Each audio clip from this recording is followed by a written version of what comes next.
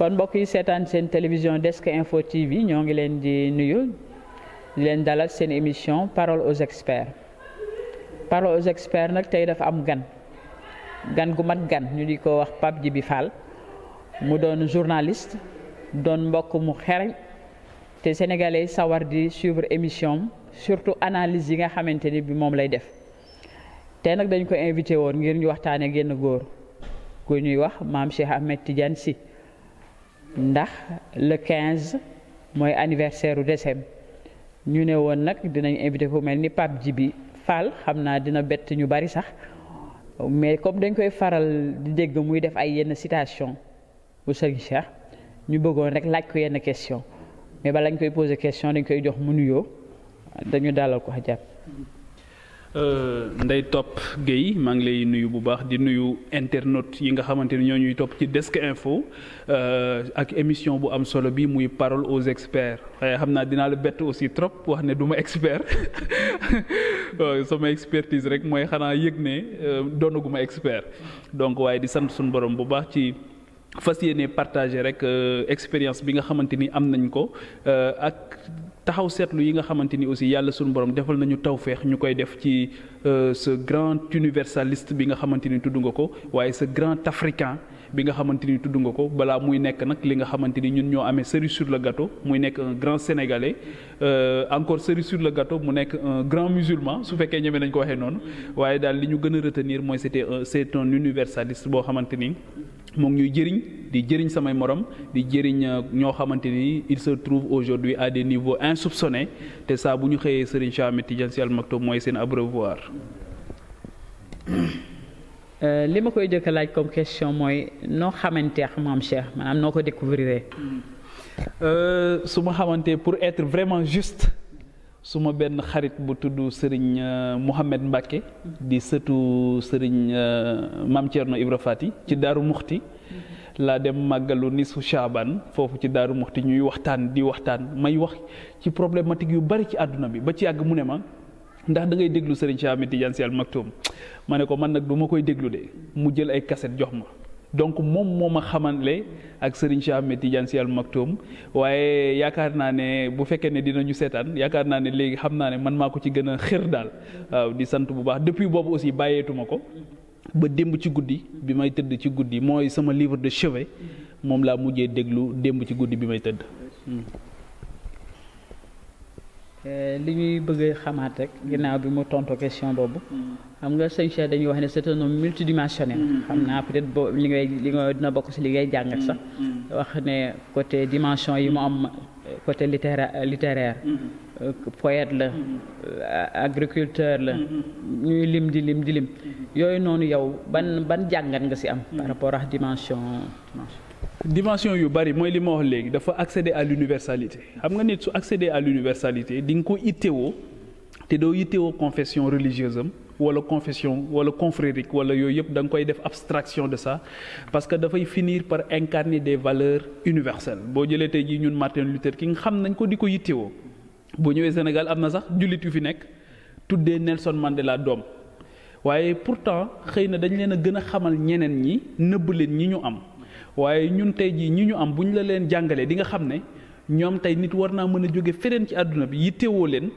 jàng ci ñoom jëriñu ci ñoom te pourtant du ñu yittewoo seen pas-pasu diine dimension adamique bi rek la ñuy tenir en compte ak jëriñ bi nga xamante ni dina leen koy jëriñ pour jagal seen dund au quotidien loolu mooy xéewal bi nga xamante ni yonent bi salaatu salaam nekkoon na ko ci doomu aadama yi ci nit ñi d'abord ak ci ñi nga xamante ni tamit yërmande bi nga xam nekk na ko ci ñi nga xamante ni ñooy way gëm yi mais lu mu ci mën di nekk mooy boo defee taxaw seetlu ci déglu ko bu baax yàlla suñu borom dimbali la aussi parce que pour man tawfeex ngay am pour dégg ko dina mën a defar sa dund ndaxte loolu mooy culture mooy li mu tontu woon sëñ Pape Malick Sy bi mu ne ko nan la nit def ba am culture mu ne ko dara ëpp ci solo lecture waaye loo liir nga waxtaane ko générosité boobu ngay entretenir daf lay dimbali te moom culture la lay gën a yëkkati waaw boo déggee mu ne da ngay bu ñu àjjana da nga fay dem pour sa culture mat ne da nga fay mate ji c'est-à-dire que nan lay def moom ba nit ki nite waaw moom loolu mooy kii am te je pense que ne loolu moo ñu fi indi bàyyi ñu fi nit ki élévation boobu su ko amee après rek multidimensionnel bi ngay wax noonu moom dafa nekk ba pare mais dafa amoon yéene ñëpp dem foofu si wàllu politique si wàllu àdduna Afrique waaye ci wàllu gis nga négritude bi mu ci defoon ni mu amee solo gis nga bu demee UNESCO nga kontaan gis nga buñ la nettalee ni mu gérer mission diplomatique bi mu amoon ci Gamal Abdel Nasser nga kontaan nga xamante ni bu demee du yem ci exercer mission bi nga xamante ni moom lañ fa yóbbu mais dafay wane parce que ci ay naar lañ ko yónni jamono ñu yàgg noot nit ku ñuul am gis-gis waaye ba mu demee lettre ba mu bind réglé na ci compte yu bari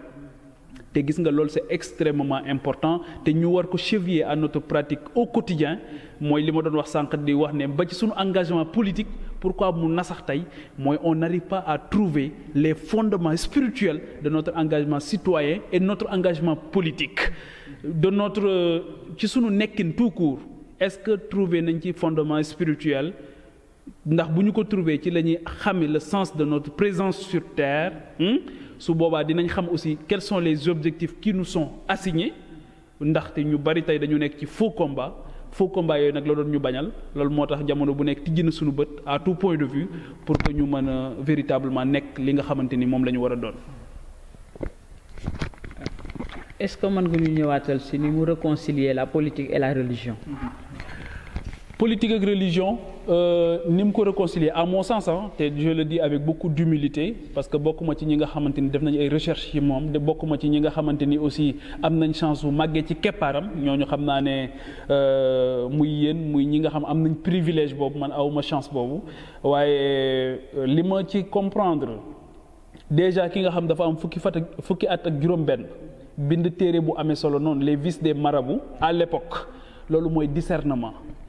loolu mooy artu na leen déjà ne leen bu leen nangu ñu confiner leen ci benn religiosité entre guillemets ba li ngeen war a exercer ci penc mi du ngeen ko def il a compris très tôt que ñetti nit bu ñuy dajee ci sa kanam rek di la déglu nga naan da nga ne dama ni ñu ne am na lu la war ci ñoom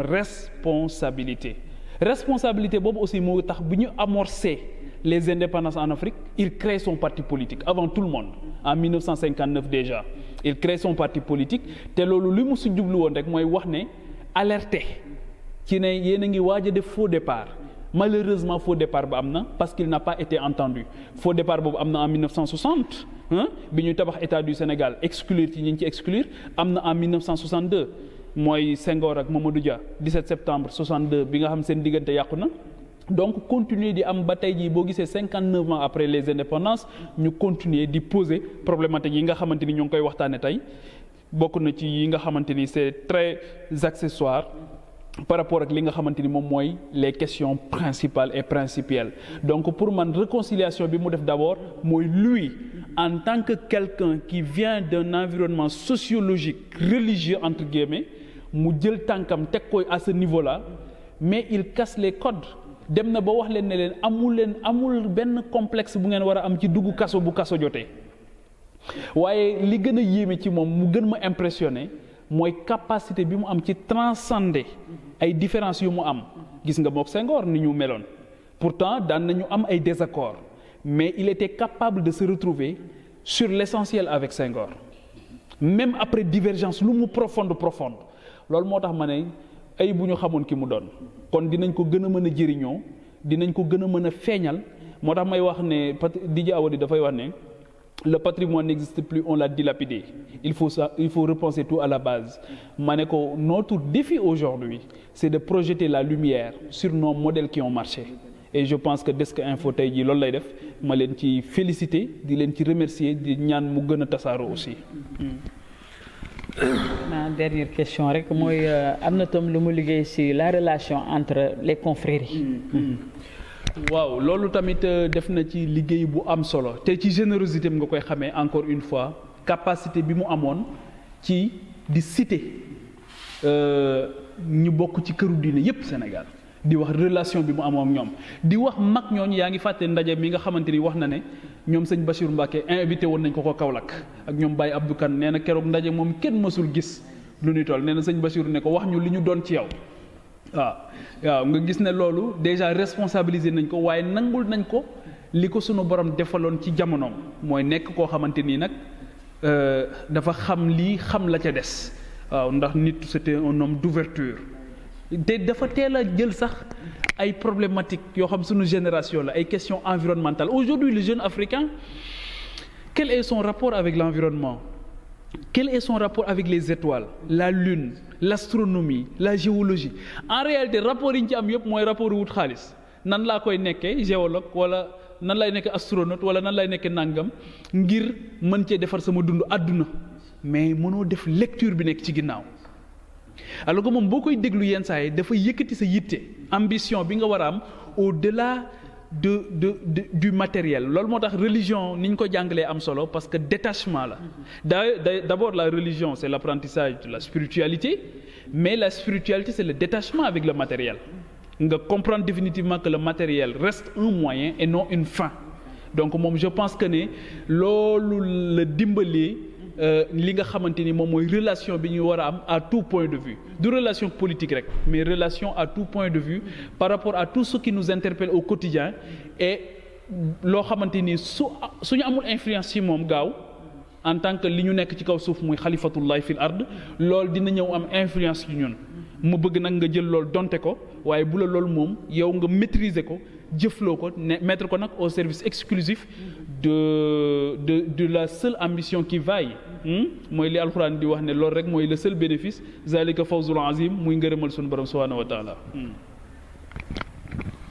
looy wax ci université populaire bi mu créé c'est-à-dire moom moo fi nekk koo xam ne presque côté conférence. bokk na ñi ko njëkk a initié au niveau du Sénégal. dama koy déglu keroog ba ci yàgg ndey topp ma yéemu ci suñu borom ma santaat yàlla ci bi mu amee intelligence di exiger ñu koy filmer muy wax nit ñi di ko déglu ñaar yooyu pour man moom ak Serigne Sambay ñëpp a leen ci amal njukkal mais capacité bi mu amoon moment boobu ci jël en charge des questions politiques sociétales li ñu tuddee léegi faits divers daf ko daan jël en charge parce que en réalité c'est pas des faits divers parce que loo xamante ni moom mooy éclabousser sa société soo ko bëggee jël minimiser ko def ko fait divers mais liñ naan boo xeebee xawma lan waaw mu lakk la moom loolu daf ko teel a jël en charge donc moom loolu la ñu dimbali. laaj yan conseil lay jox jeunes yi surtout par rapport ak li nga xam moom la Mame Cheikh jàngale. question bi Ndeye Top Guèye question bi mooy ñu gën a bàyyiwaat xel xam nga moom da daan faral di wax ne mag yu généreux la ñu am. mag nag bu fekkee ne dafa am générosité ba def le tout comme doomu aadama dundam dafa gàtt lu mu yàgg-yàgg dafay jeex mu def le tout ba bàyyi la fi loo xamante ni cordon ombilical lay nekk sa diggante ak moom loolu doo ko négliger donc conseil aux jeunes mooy jamono bu nekk jox na la ay viatique yoo xamante ni da nga ko war a cheviller à ta pratique mais def ko sax livre de chevet pour mu mën a defar sa dund parce que du ñu mën a appréhender mukk l'avenir loolu dañu comprendre les enjeux du moment le curseur sur les véritables enjeux du moment mais loolu it du mën a nekk loolu dañu projeté wu pour xam li nga xamante ni moom moo fi xewoon li ñu fi defoon parce que Sénégal tàmbaliwul tey li ma wax ne Sénégal tàmbaliwul 1960 avant tout cela loolu am na léegi nag ki nga xamante ni war nañ ko jàngi ku ci mel ni Serigne Cheikh Ahmed Tidiane Sy Al Maktoum nekkoon na li ñu nekkoon na ko loo def na ko comprendre nga ngir doomu aadama dundam mën a am sens nekkoon na étudiant nekk na entrepreneur nekk sax entrepreneur social xam nga tey aujourd'hui on parle de l'entrepreneuriat social mais nekk na entrepreneur social fi mu dëkk it xeex na exode rural parce que fi mu nekk foofu la mooy boutique am boobu muy wax mu ne mook Sidia ne ko ndax dina jarum mu ne ko xaw ma ndax dina jarum dit waaye dina siiw waaw donc dem na bousculer na les multinationales gis nga ni mu def ak Sococim pour wax ne leen te loolu tey foofu la ñu war a dem te jamono ji ñuy wax ne jël nañ lépp jox ko français yi donc nan la ñuy revenir ba sunu champion ñu am ñu dugal leen ci multinationales yooyu pour que ñu am ci ñoom aussi le même niveau de risque que les autres donc jàngal leen lu ne tey li ñu war tey mooy ñu dem génne loolu réactualiser ko pour mën ko dund mën ko defee ndax Amérique tey jii boo jëlee seen passeport sax le passeport américain da ngay gis page boo ci tourné da ngay gis ñu def fa de grandes phrases yoo xam qui ont été dites par les pères fondateurs waaw donc ñun rapport boobu il faut que ñu xool ban rapport la ñu am ak ñi nga xamante ni mooy les pères fondateurs ñi nga tey jii par exemple et c'est là où je vais terminer dañuy félicité wu ci Nelson Mandela di jooy 27 ans yi mu def kaso di ko rafetlu di def benn mandat bi mu def daal di bàyyi mais ma ne ku mel ni Serigne Cheikh def na kaso tey lan la ñu jàng ci kasoom boobu lu taxoon mu dugg ak ba mu fa duggee lan la fa nekkee ak ba mu génnee quelle était sa posture quel était même son premier discours yooyu c'est des moments importants de réflexion ak nan la dundee moment boobu prison bi sa vie carcérale nan la ko dundee ak ban liggéey la fa def lan la fa accomplir comme mission beneen bi mooy tey jii boo jëlee Mandela toujours dañuy wax ne dafa def benn mandat daal di bàyyi mais Thierno Souleymane Baal bi mu defee révolution Torodo mais dafa def révolution Torodo ba pare mu ne du exercer pouvoir bi daal ne Cheikh Abdoul Khadir Kane ñëwal nga exercer ko kon kay booboo raw bu Mandela. Donc, on n'a pas besoin d'aller au-delà de nos cieux, de nos tropiques. On a des gens qui n'étaient pas... Parce que balkanisation, moo tax ñuy wax Sénégal ak Mali ak yooyu, c'était tout simplement des Africains. Aujourd'hui, l'islam de l'Afrique de l'Ouest a une dette énorme vis-à-vis de El Hadj Omar Foutiyou Tall ndax liggéey bi mu ci def kenn xamul ni mu toll. Est-ce que tey jii ñi ko njabootee ci héritage am gën nañu xamale liggéey bi mu def en Afrique de l'Ouest xoolal mag ñi ñu amoon nan la ñu def ba dem ziyaari yonent bi yan condition la ñu tegoo ba dem ziyaari ko ak au-delà du voyage lan lañ ci namoon lan la ñu indaale ak lan lañ fa bàyyi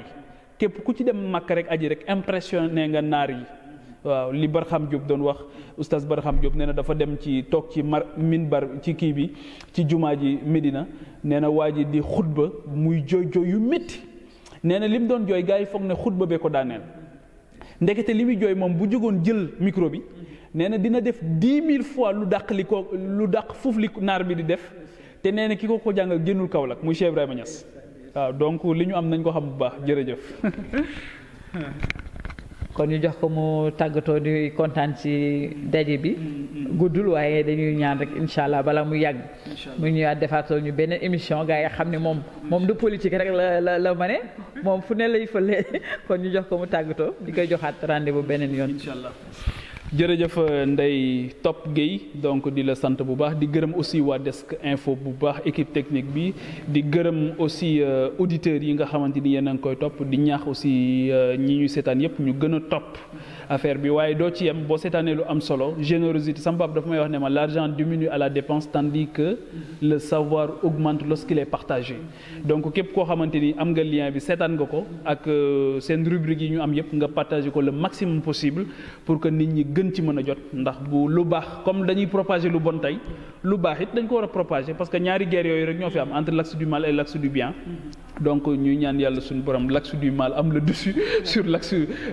du bien am le dessus sur l'axe du mal comme ça su ko defee li ñu bëgg yépp ci kaw suuf dinañ ko am incha allah.